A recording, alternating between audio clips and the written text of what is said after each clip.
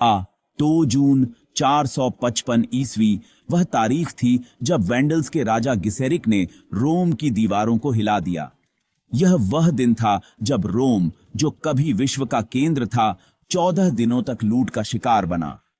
यह कहानी इतिहास के उन पन्नों में दर्ज है जो रोम साम्राज्य के पतन की गवाही देते हैं।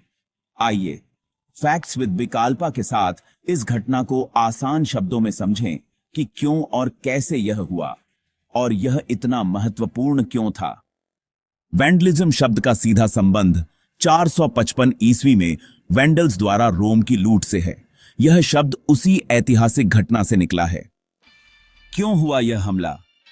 रोम और वेंडल्स के बीच 442 ईस्वी में एक शांति संधि हुई थी, जिसमें रोमन सम्राट वैलेंटाइन तृतीय की बेटी यूडोसिया की सगाई वेंडल राजा गिसेरिक के बेटे ह्यूनेरिक से तय हुई थी।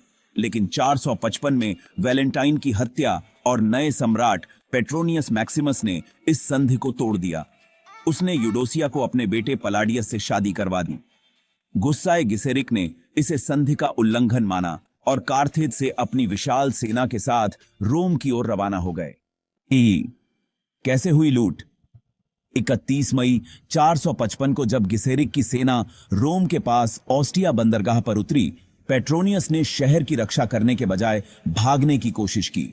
गुस्साई रोमन भीड़ ने उसे पकड़कर मार डाला। पोप लियो प्रथम ने गिसेरिक से निवेदन किया कि वह शहर को आग न लगाए और लोगों की हत्या न करे। गिसेरिक ने यह वादा निभाया, लेकिन 2 जून से 16 जून तक वैंडल्स ने रोम को खूब लूटा। उन्होंने मंदिरों, महलों और घरों से सोना, चांदी और बेशकीमती सामान लूटे।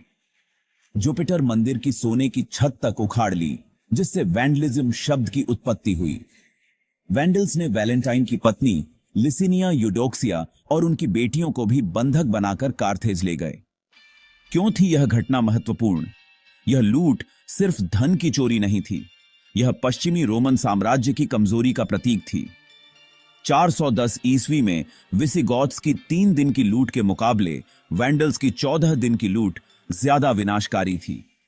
इसने रोम की शक्ति और प्रतिष्ठा को गहरा आघात पहुंचाया, जिसके बाद साम्राज्य 476 ईस्वी में पूरी तरह ढह गया।